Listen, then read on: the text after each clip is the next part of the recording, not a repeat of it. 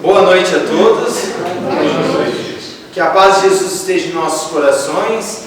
Vamos iniciando então mais uma linda oportunidade que a espiritualidade maior nos oferta, pedindo proteção, assistência, licença José de Mococa, nosso guia espiritual, nosso irmão querido desta casa divina, e vamos também sempre lembrar de nosso Mestre Jesus como nosso guardião, nosso guia, nosso modelo, como nos diz Allan Kardec, e os Espíritos através de Allan Kardec, Espírito da Verdade. E estejamos hoje então, levando desta oportunidade, momentos maravilhosos para que possamos, quando voltarmos, estarmos ainda mais esclarecidos. Não só esclarecidos na teoria, porque estarmos esclarecidos na teoria realmente é fácil. Estarmos esclarecidos na moral cristã, na mudança interior, na disciplina, no perdão, no amor que precisamos ter para uns com os outros.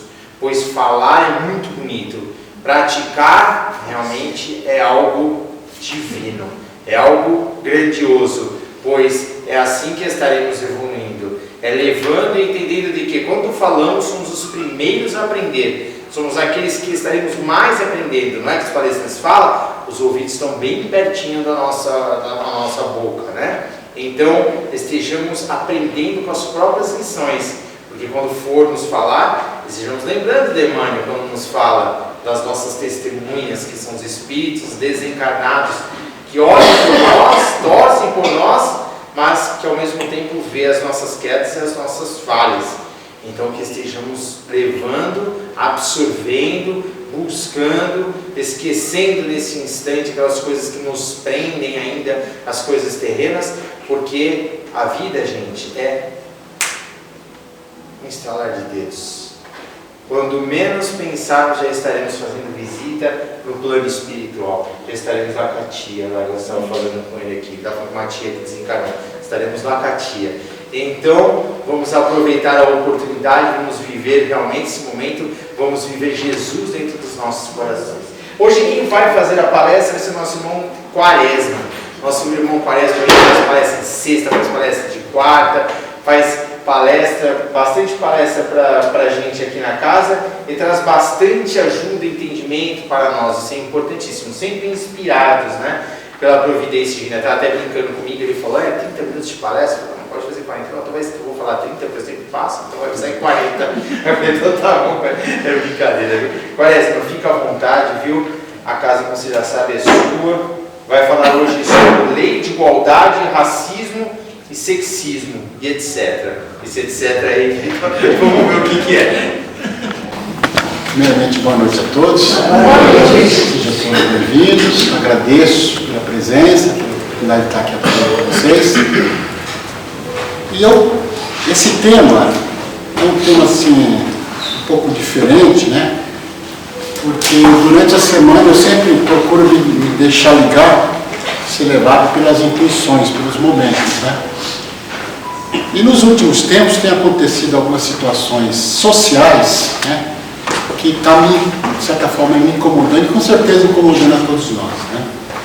E essa situação, voltar para mim mesmo, para nós, me perguntando até que ponto o aprendizado espiritual que eu estou tendo, doutrinário, eu estou conseguindo colocar na prática do dia a dia, longe do centro, nas circunstâncias mais prosaicas da vida.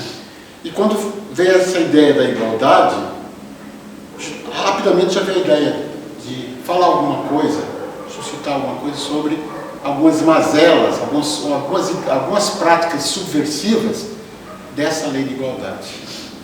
Que seria da igualdade, que seria o racismo, o sexismo e esse etc. Que eu estou colocando todos os outros tipos de preconceito, homofobia, gordofobia, tem um monte de preconceitos que nós estamos vivenciando na sociedade. Não quero rememorar coisas tristes, mas é bom a gente tocar para a gente se posicionar. Nessa última semana nós ficamos sabendo de histórias de resgate de irmãos nossos espirituais em situações análogas à escravidão, seja nos trabalhos no interior de Minas, seja as empregadas domésticas aí chegando ao cúmulo de uma pessoa ser praticamente alisada da convivência da família, tida como morta, né? Ter deixado parentes morrer sem ela se encontrar, porque ficou 50 anos em uma situação semelhante à escravidão. E se você analisar em fundo os fatos, você vai perceber que perpassa uma subversão dessa lei de igualdade, um mau entendimento, uma mal prática dessa lei da humildade, né? Geralmente, nós costumamos ouvir muito essa frase genérica, que nós falamos assim: todos somos filhos de Deus. Então, tem uma frase fácil de falar, né? Se ouve muito repetir isso. Mas quando você pega essa frase e vai para o cotidiano, né? A gente vê que as coisas não... Somos todos filhos de Deus. Isso é uma verdade. Mas essa convicção que nós tanto falamos nessa frase, nós não levamos para o nosso dia a dia, para a nossa convivência diária, né? Então, pensando nisso, é que eu fui buscar essa minha ideia de falar um pouco sobre esse tema da lei de igualdade e, de certa forma, confrontar os nossos erros de prática do racismo, do sexismo, da homofobia, etc. e tal, né? No livro, na filosofia espírita, no livro dos espíritos, né, que foi o motivo da minha última palestra aqui, a parte filosófica, nós temos no livro terceiro as leis morais, né? E essas leis morais nós classificamos como sendo os antigos 10 mandamentos, né, passado pelos 2 mandamentos de Jesus, né, onde veio essas leis morais como um basilamento mais atualizado, mais amplo, do que nós precisaríamos fazer para ter uma conduta digna, boa, evolutiva, né? Ou seja, quando se fala seguir as leis de Deus, antigamente se falava seguir as leis de Deus, os 10 mandamentos. Mas como eram 10 mandamentos muito fechados, sem muita explicação, sem muita lógica, Jesus veio e falou assim, maior mandamento, amor. Aí veio a doutrina e trouxe essas 12 leis, que elas são bem lógicas. Inclusive, quem tivesse a oportunidade de procurar ler essas leis, no livro terceiro, vai ver como são maravilhosas essas explicações, né? E o livro terceiro, ele vai falar sobre as leis morais. Então, eu destaquei as últimas 4 leis, né? E não é por acaso que elas estão uma próxima das outras. Tem a lei do progresso, que é aquela lei que diz que todos nós caminhamos para o progresso, infalível, né? Ninguém não tem o direito do progresso, não vai progredir. Todos nós vamos progredir, cada um no seu tempo, com o seu mérito, mas todos vão produzir. Então, já pressupõe aqui aquela ideia da igualdade. Se eu estou falando que todo mundo vai progredir, logo está embutido aqui a ideia da igualdade diante de Deus. Todos somos filhos de Deus, ou seja, realmente, pela justiça divina de Deus, pelo sentido de Deus, todos nós somos iguais. Aí vem especificamente a lei da igualdade, que eu vou falar um pouquinho mais, né? Como sendo essa consciência que nós temos que ter, de que nós somos criaturas, todos nós. E por ser criaturas, somos iguais. Maior só Deus. Deus é maior, nós somos iguais, né? Liberdade, que é a próxima lei. Essa lei vem dizer para nós que, olha, progresso, igualdade, você tem a liberdade de fazer e não fazer, ou seja, de ditar o seu ritmo de progresso, mas só que essa liberdade não é absoluta, ela é limitada. Ou seja, a partir do momento que essa liberdade sua começa a causar comprometimentos dessas leis divinas, você sofre essas consequências desse descumprimento. E por fim, o grande fruto de tudo isso, que é a lei de amor e caridade, justiça, amor e caridade. Ou seja, a justiça, amor e caridade não é por acaso que está em último. A justiça e caridade é uma lei que ela vem sendo gestada, produzida, pelo cumprimento dessas outras leis. Então você vai lá, você pega uma lei primeira lá, lei de adoração. Como é que você imagina Deus? Como é que você percebe Deus? Como é que você justifica Deus? Lei do trabalho, eu faço a minha parte e Deus me ajuda. Eu tenho que fazer a minha parte. Não existe milagre. Reprodução, a ideia da continuidade da criação. Conservação, nós devemos aperfeiçoar tudo do mundo. Ou seja, não devemos buscar destruição. Devemos procurar cada vez melhorar as coisas, as pessoas, as situações. A lei do progresso, a incidência da lei do progresso.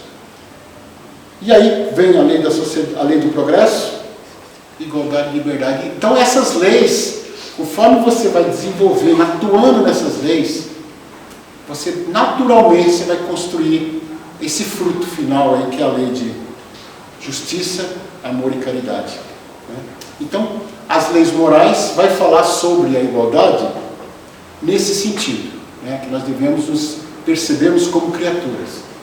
Quando eu falo da igualdade, aqui, destaca essa lei de igualdade, que é justamente a não boa compreensão e a não prática da essência da lei da igualdade é que gera essas distorções. As distorções do preconceito, do racismo, do sexismo, etc, etc. Quem entende a lei da igualdade, quem vê essa lógica, absorve essa lei para si, vai ter menos incidência nesses caminhos aqui do preconceito. Eu falo menos, porque como nós não somos perfeitos, nós devemos perseverar sempre a melhora em todos os campos. Então, você pode ser, entre aspas, racista, entre aspas, sexista. O objetivo nosso ninguém vai te condenar por ser totalmente. Nós vamos pedir para você, olha, melhore. Se não for tudo nessa vida, vai ser na outra, mas busque essa melhora. Entre nesse processo, comece esse processo de melhora. E se tiver no processo, agiliza, avança mais, para você se melhorar, E quando se fala na lei de igualdade, então nós temos lá, a lei de igualdade, por exemplo, na questão 813, 3 dessa lei de igualdade, a pergunta é, e aqui vem a explicação daquela frase famosa: todos os homens são iguais diante de Deus? E ele explica, sim, todos têm o mesmo fim. Quando ele fala mesmo fim aqui, não é morte, porque morte não existe. O mesmo fim que ele fala é do progresso, do progresso da evolução, do vivenciar próximo de Deus. Todos têm o mesmo fim.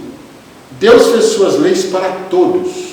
Então essas leis morais que nós captamos aqui, não é para um e para outro. Todos têm que se esmerar, entender, compreender e praticar essas leis. Todos os homens serão submetidos às mesmas leis da natureza. Todos nascem com a mesma fraqueza de criatura. Todos estão sujeitos às mesmas dores. Nenhum homem tem superioridade natural, nem pelo nascimento, nem pela morte. Então, todos esses arroubos que nós vivenciamos no mundo, do fenômeno aqui da Terra, de que eu sou melhor que você, porque a minha cor é isso, porque eu tenho 1,80 m, porque tenho olhos verdes, porque eu sou rico, porque eu sou poderoso, lei do engano. Enganação pura. Enganação circunstancial. Você acha que você é melhor, mas vai chegar um momento seu, em relação a Deus, que você vai perceber o quanto foi equivocado esse entendimento. E, em geral, isso acontece muito ali próximo de um desencarne, de uma passagem. Quando a pessoa vê que nada daquilo que ele esposou como privilégio, como grande coisa, não é nada. Ele não tem controle de nada. E ele começa a perceber e tomar consciência dos equívocos e dos erros que ele cometeu de percepção, avaliação e prática. Porque ele se deixou levar por essa ideia material de evolução por fenômenos, por circunstâncias visíveis, materiais. Então, a lei, essa questão aqui, claramente ele nos explica. Todos os homens são iguais diante de Deus. Homens aqui no sentido de espírito, de criatura humana, Ou seja, Deus não cria, não dá, não estipulou privilégio a ninguém. Nem individualmente, nem em termos de grupo, de raça, de nada. Todos nós estamos aqui no papel de criatura. Todos estamos com um enredo de perfectibilidade, de melhoramento. Né? E todos se incidem sobre todas essas leis. As leis morais incidem sobre todos. E sobre todos é necessário que se aprenda e que se pratique melhor essas leis. Né? Então, todas as outras, essas desigualdades que se fala, desigualdade de aptidões, desigualdades sociais, né? Desigualdade de riquezas, nada disto é imposto por Deus. Né? Pode haver cenários probatórios, né? Onde alguém fica com uma situação de riqueza menor do que o outro, questões de prova, de aprendizado. Agora, quando se fala na essência dessas diferenças, elas são feitas por nós, pelo ser humano, pelo defeito humano, pelo orgulho humano, pela vaidade humana, pela avareza humana que faz essas desigualdades. Então, em geral, as desigualdades humanas maiores, mais cruciais, elas são produzidas por nós mesmos. Porque Deus não precisa chegar ao ponto de colocar todos nós ao extremo de um sofrimento. Porque como nós temos um processo muito dinâmico, que não existe a palavra karma, né? Nós temos uma situação onde um acerto daqui muda um caminhar para ali, muda as rotas. Não precisamos fazer aqueles aprendizados categóricos. Você vai ter que chegar até o fim do sofrimento e da pobreza. Você vai ter que chegar ao ápice do... Não, talvez não precisa disso. Eu vou dizer que não tenha. Por que não precisa? Porque se no caminhar desse processo, esse irmão, que poderia ter chegado ao fundo do poço, ele conseguir fazer alguns processos de aprendizado, de melhora, esse que não existe karma é classificado, é recalculado. A rota é recalculada, como fala aí nos aplicativos. Né? Então, de acordo com os acertos nossos, então não precisamos necessariamente chegar naquele destino que inicialmente foi até colocado como possibilidade. Mas no meio do caminho eu aprendi, eu melhorei, eu mudei de rota. E assim é o mais natural que se aconteça entre nós. A nossa parte moral da doutrina, que é trazida pelo Evangelho segundo o Espiritismo, lá no capítulo 11, ele fala assim: amar o próximo como a si mesmo. Olha que forte. Amar o próximo como a si mesmo. Será que não está falando de igualdade aí? Se eu estou falando que está falando para você amar o próximo igual a você se ama, como a si mesmo, Jesus falou, vocês são iguais, moralmente iguais, espiritualmente iguais. Né? Em outro momento, nesse mesmo capítulo, ele vai falar sobre o maior mandamento. E Jesus fala assim: o primeiro mandamento é amar a Deus sobre todas as coisas e ao próximo como a si mesmo. Novamente, Deus sobre todas as coisas, maior, absoluto. Ao próximo como a si mesmo. Novamente, a ideia de igualdade. Então nós temos essa ideia de igualdade reportada na parte filosófica da doutrina, lógica da doutrina, ou seja, somos todos criaturas, né, feitos, nascidos igualmente, porque nós sabemos que nós nascemos lá simples e ignorantes, como nós falamos, como espíritos, mas nós já nascemos iguais pelos próprios passagens nossos nos reinos da vida.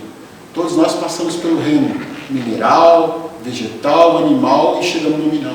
Todos nós fomos criados com essa dinâmica de criação. Chegamos como ser espiritual, nascemos como ser espiritual, simples e ignorantes, com capacidades iguais, potencialidades iguais, mas simples e ignorantes. Então, filosofia espírita. Aí você vai lá na moral e fala: olha, amar ao próximo como a si mesmo. Por quê? Façai aos outros o que quereis que faça a você. Sabe o famoso elo da corrente? Faça ao próximo o que eu quero que o próximo faça para mim. Se eu cumprir esse mandamento, e esse mandamento se verá num grupo, numa sociedade, num país, vai chegar uma hora que, por consequência, eu faço o bem aqui, faço o bem ali, esse bem chega até mim. Agora, se eu subverto essa ordem e comece a fazer ao contrário, simplesmente esse contrário chegará até você. Então, às vezes, quando eu falei para vocês do privilégio, que muita gente acha que é superior, e é circunstancial, porque muitas das vezes ele se coloca numa posição de tão vaidade, e ele não percebe que essa ação vaidosa dele vai trazer consequência lá na frente, né, que ele vai acabar sofrendo consequências desse ato dele, que ele jamais esperaria, né, porque ele ouvidou sobre essa lei da igualdade, né. Quando a gente fala, quando eu estou tratando dessa ideia do racismo e sexismo, é porque eu sempre me vejo assim, eu fico tentando me policiar muito, porque tudo na vida é um processo de aprendizado. Tá? E nós somos frutos de todas as lições, todo o aprendizado que nós tivemos ao longo das encarnações, ao longo da nossa vida. E nós sabemos que a sociedade, embora está evoluindo, seja intelectualmente, moralmente, nós não conseguimos tirar tudo de repente, né? É um processo. Então muita gente acabou sendo educado com ideias equivocadas, a ideia do maior poder da força, da voz grossa, a maior poder do homem em relação à mulher, começou a criar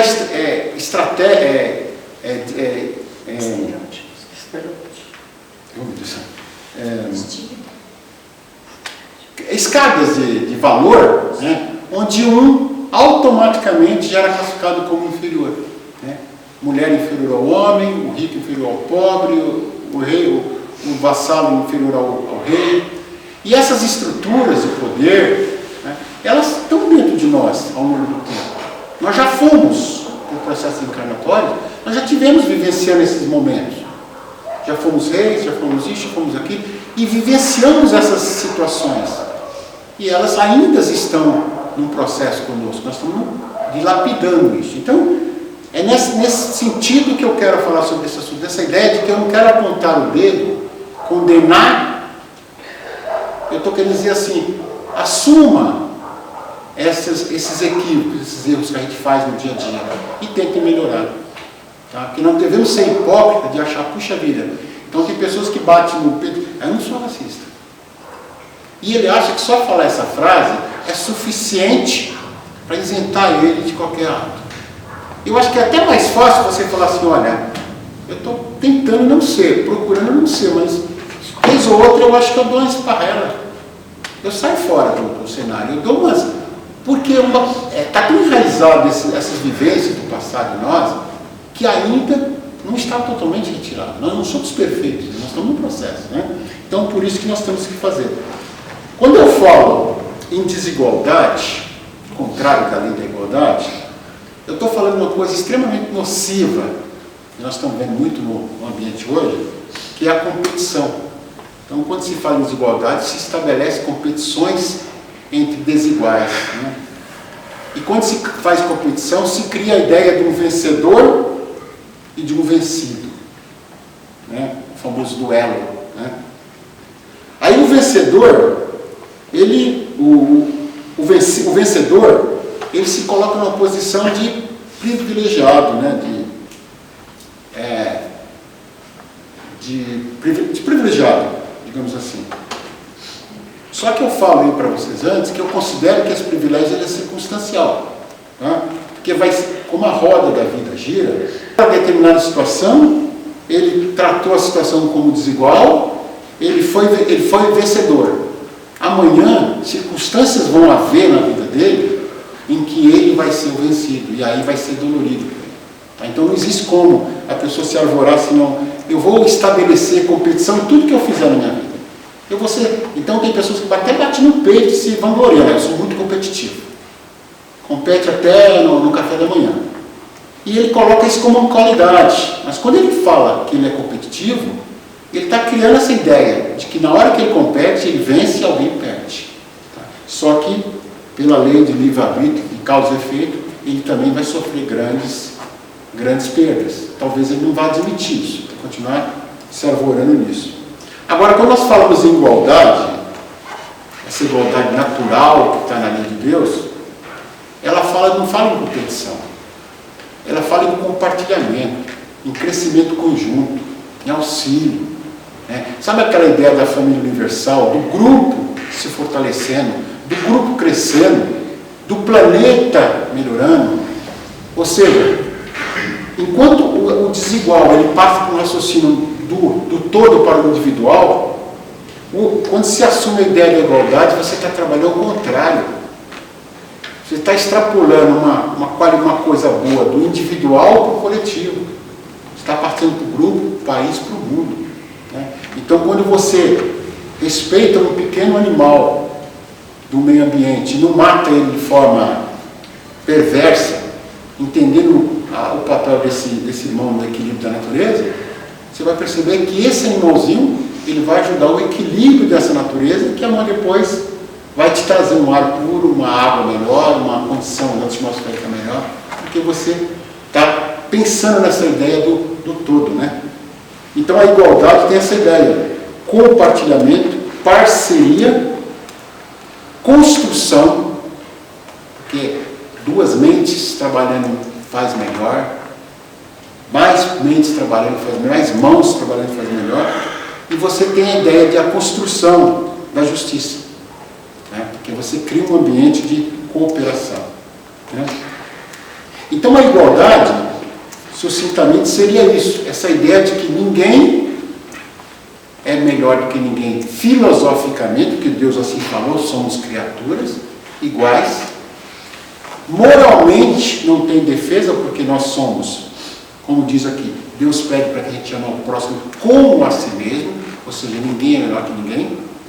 E o mandamento maior de Jesus que ele veio trazer para nós seria amar a Deus sobre todas as coisas, maior, ao próximo como a si mesmo. E num determinado momento se fala lá também, fazei ao outro aquilo que quereis que façais a você. Então, é a lei de causa e efeito. O que eu quero para mim, eu não quero para o próximo, né? O que eu quero para mim, eu quero para o próximo. E vice-versa. Então, cria uma roda de positividade, né? Então, dentro dessa ideia é a linguagem da igualdade, né? Que é... E agora eu vou falar rapidamente sobre essa questão das distinções, dos preconceitos, porque é o descumprimento dessa lei. Então, quando você fala no racismo, né, você está falando justamente do descumprimento dessa lei. É quando você começa a olhar no próximo, né, até com um aspecto mais, como é que eu posso dizer, mais primário até. Você não está nem indo para a essência da filosofia. Você está julgando até pela aparência, né? Seja aparência de cor de pele, seja aparência de gordo ou magro, feio ou bonito.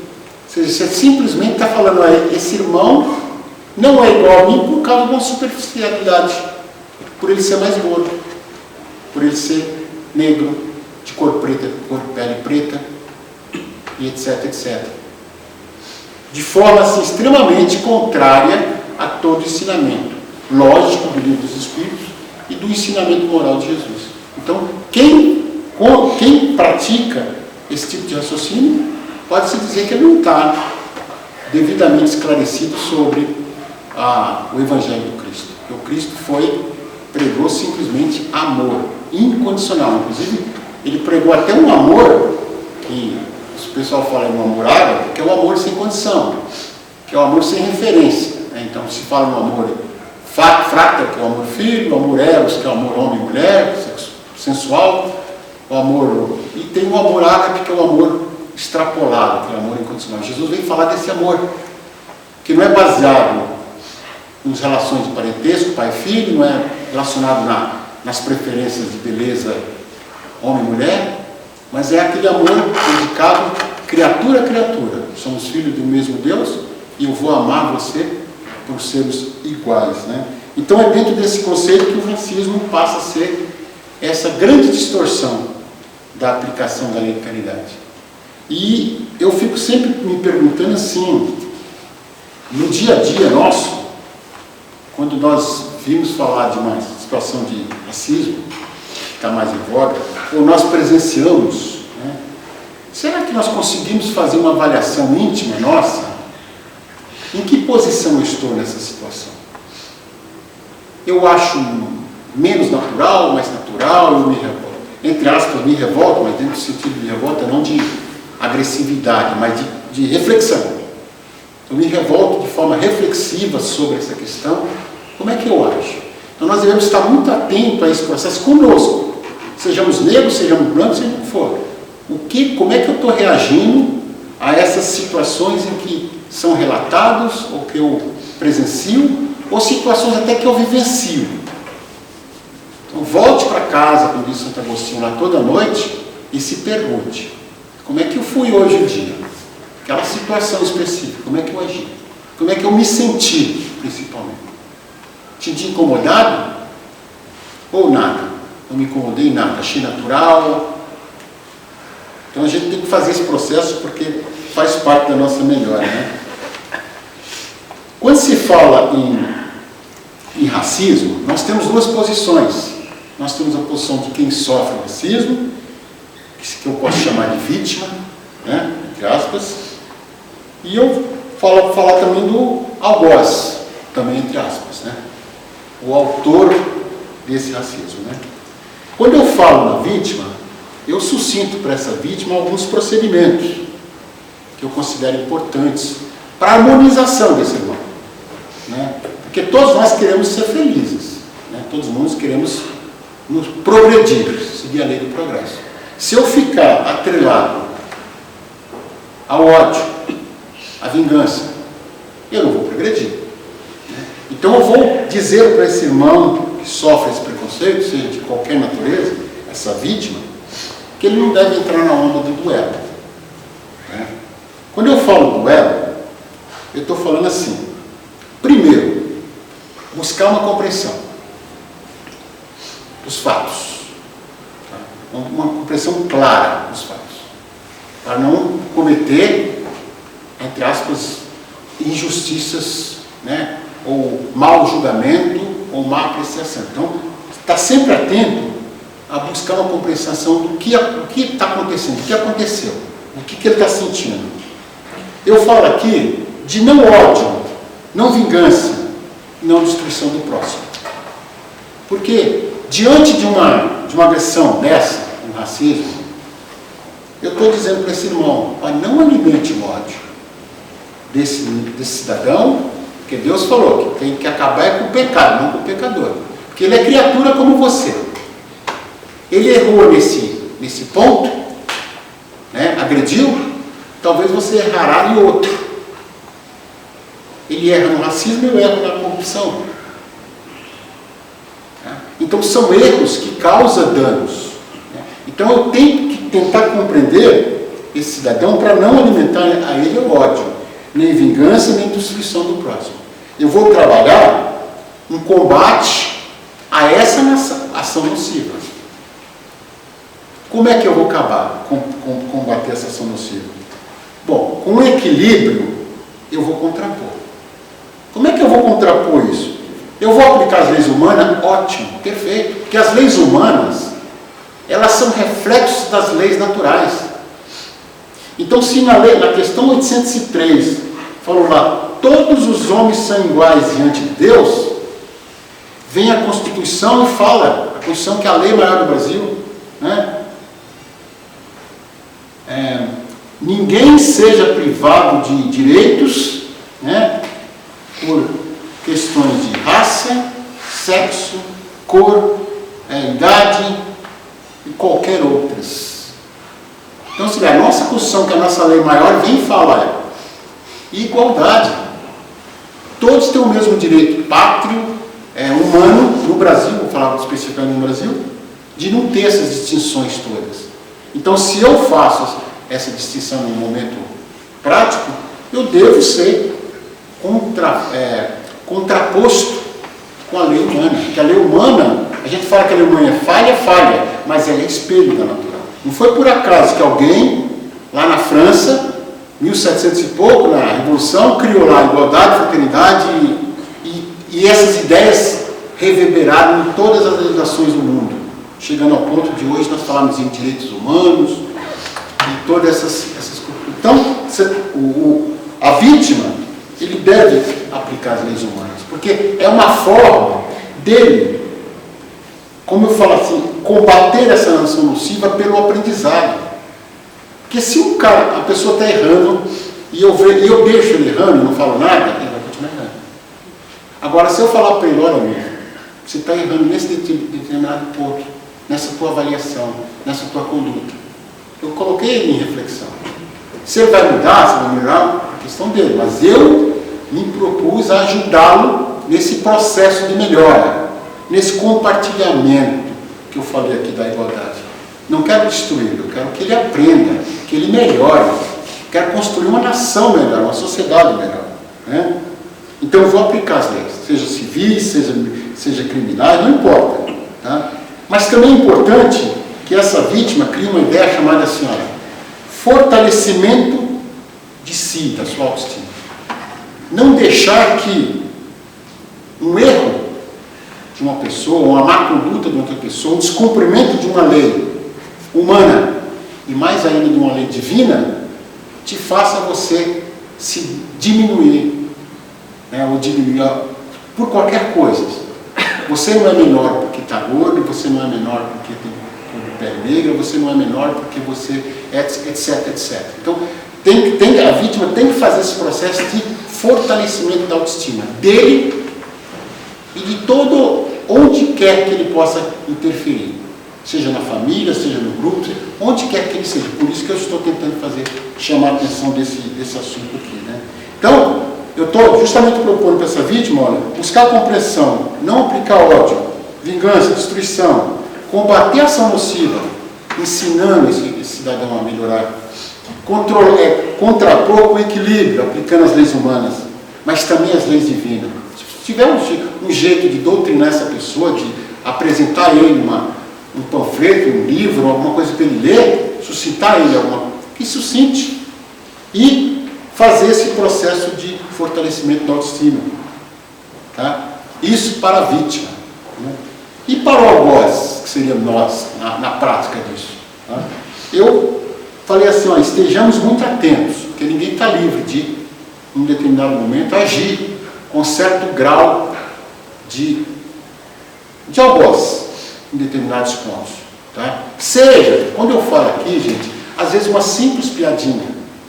Eu não estou falando do algoz absoluto, aquele que sangra, não. Eu estou falando daquele que faz uma coisinha e acha que não fez nada. Então, se eu fazer uma piadinha sobre crianças gordas na minha página de internet ou na minha página de negócio, eu posso estar atingindo irmãos que estão lá escondidos pelo anonimato, feri-los grandemente. Então a gente toma muito cuidado, porque está atento, porque às vezes com pequenos gestos, com pequenas palavras, nós criamos sofrimento e nos colocamos dentro dessa relação como verdadeiros algozes desse processo. Né? Você deve fazer uma percepção, lembra que eu falei da questão 919? A gente está sempre nos refletindo diante de uma situação que eu fiquei sabendo, que eu vivenciei, né, de uma situação de preconceito. Como é que eu me senti, primeiramente? Confortável, não confortável? Como é que eu pensei nisso? Então, quando eu faço essa avaliação, eu começo a me melhorar para incidir sobre essa circunstância. Onde quer que vá acontecer a situação, eu vou incidir melhor, porque eu estou refletindo sobre isso. Não estou fugindo do assunto. Porque as pessoas têm mania de ficar agora, erroneamente, as pessoas acham assim, que tudo é mimimi. Então, fala a palavra mimimi para não discutir.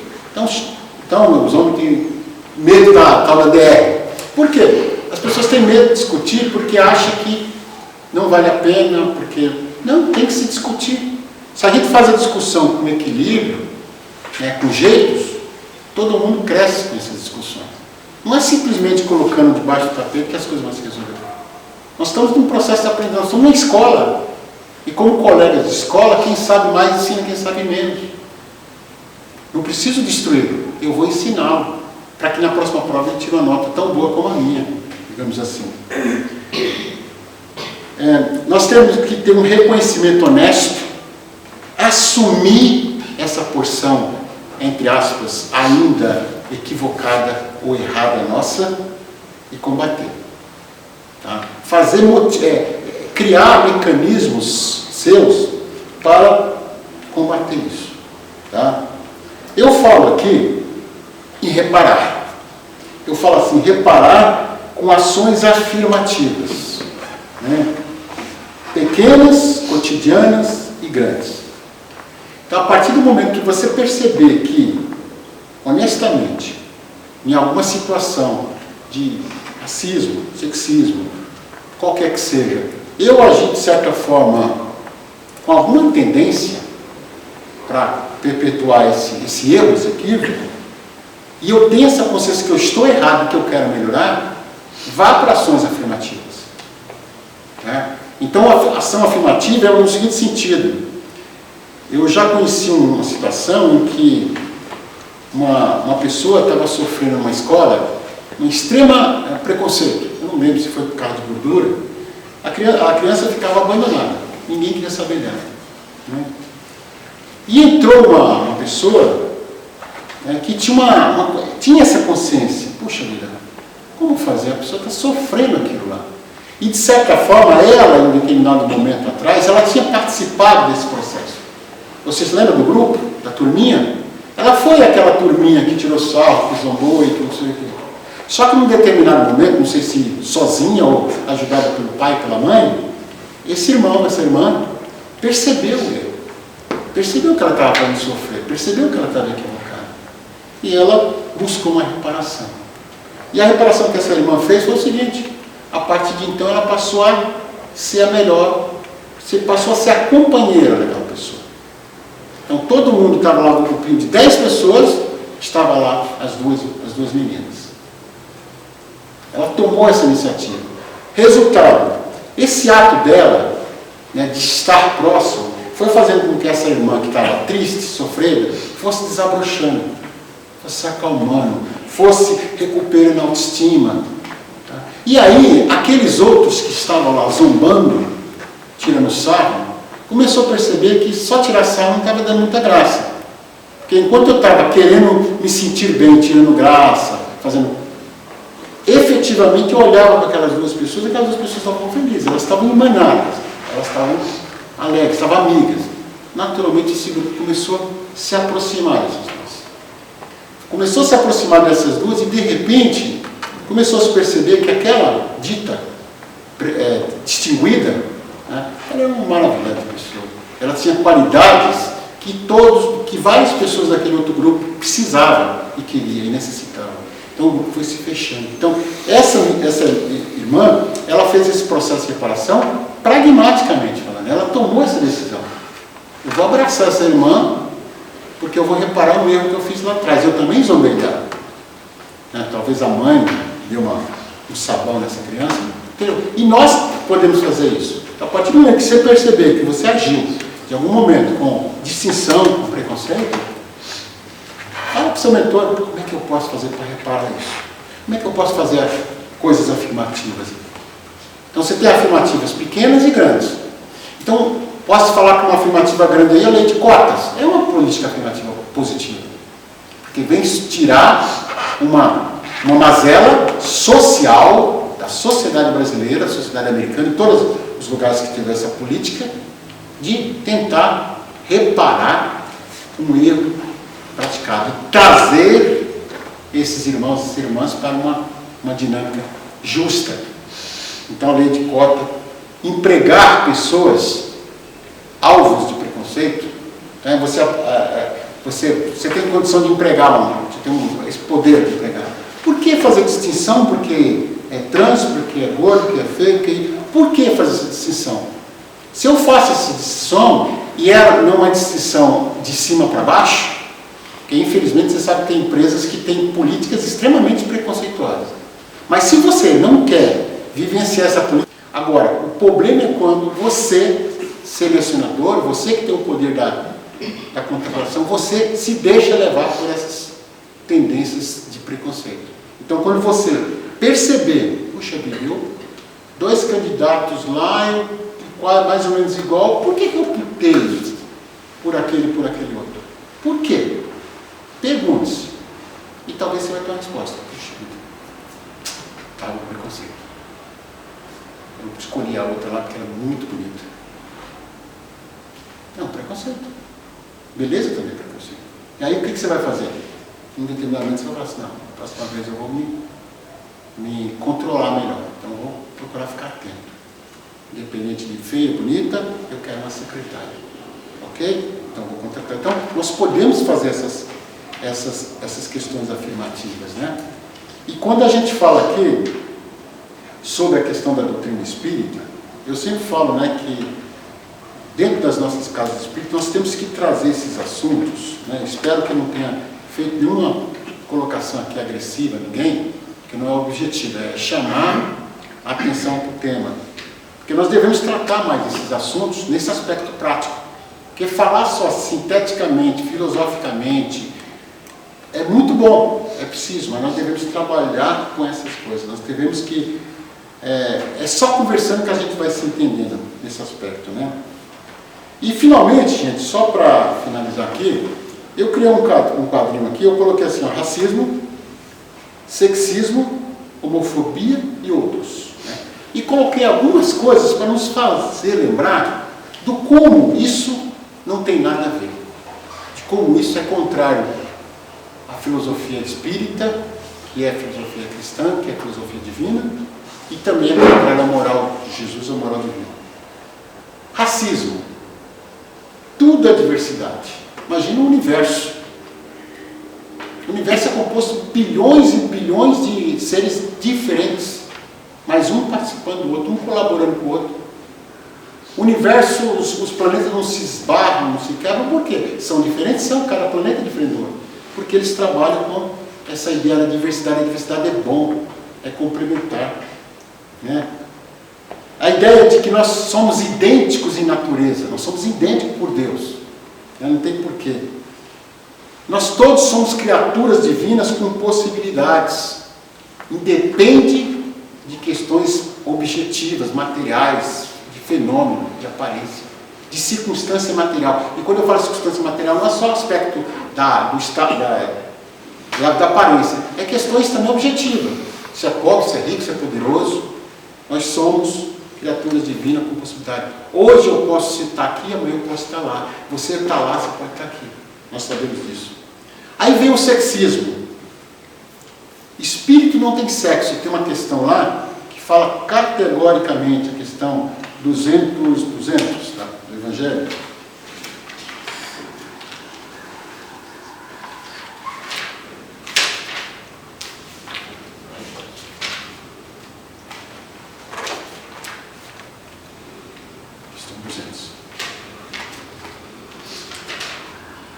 Espíritos têm sexo? Não como entendeis, pois o sexo depende do organismo. Entre eles há amor e simpatia, baseado na identidade do sentimento. Então, espírito não tem sexo. Né? A essência divina não tem sexo. O sexo é feito por uma conveniência do planeta, da lei de reprodução, da lei de construção do planeta. Simplesmente, nós não sabemos. Quem é botânico, ele sabe que você tem plantas sexuadas e assexuadas. E por que as assexuadas não têm o papel dela na natureza? Tem. Né? Não existe hierarquia, né, de sexo. Ou seja, a mulher não é inferior ao homem porque ela tem menos força. Nem o homem é superior porque tem mais força. Ou porque fala fino, porque fala grosso. Essa ideia, ao contrário. Nós sabemos hoje que pelo processo, esse processo social que nós criamos esse patriarcado, hoje o cientista reconhece até que as mulheres têm uma superioridade emocional dos homens. Porque o homem, enquanto o homem se achava o bem bom, o bonzão da coisa, não precisava pensar muito, bastava gritar e impor a força, a mulher, na sua, entre aspas, inferioridade, refletia, pensava, se equilibrava. Então hoje nós temos meninas com 14 anos, com uma maturidade que supera um homem de 20 e tantos, né? Dinâmica das encarnações. Quem falou que você é mulher hoje, você não pode ser homem, e o homem não pode ser mulher? Lê do engano, né? E o importante sempre é o bem, é o amor, né? Então o sexismo é isso. Homofobia, eu coloquei aqui porque está muito em voga. A ideia da homofobia de livre-arbítrio, liberdade. Ou seja, lei de liberdade. Todo mundo pode fazer o que quer, arcando com as consequências, né? O amor diverso. Eu não falei do amor frata, do amor eros, do amor filia, e falei do amor ágape. Amor diverso, tem várias sutilezas desse amor. Todos são válidos, todos são divinos. Tá? Novamente, dinâmica das reencarnações. Quando se vê uma pessoa com uma manifestação sexual, as pessoas não conseguem compreender. Mas quem estuda a doutrina sabe que, por vezes, não é uma explicação fechada, tá? É apenas um ponto, que tem um espírito reencarnado, né, várias vezes em determinado sexo, tá? Ou ele tendo ficado com um grande comprometimento de conduta, de sentimento num tipo de sexo, ele pode vir a nova próxima encarnação com um sexo diverso, mas ainda com uma ligação, ainda com um resquício emocional de pensamento do sexo. Volta a falar, não é a explicação da coisa. A expressão da coisa é principal isso, ó, amor diverso. O que reza aqui é o amor. Tá? E as provas. E finalmente os outros, rapidinho, para todos os outros, aquelas presunções ilógicas de valorização sem base. Assim, toda vez que uma pessoa falar que gordo, magro, feio, é inferior, não tem lógica nenhuma. É apenas um erro e um equívoco. Que assim seja, graças a Deus, graças a Jesus. E me desculpe, gente, se eu não conseguir passar para vocês o que eu só quero despertar o assunto e não quero agredir ninguém, tá bom? Fique com Deus.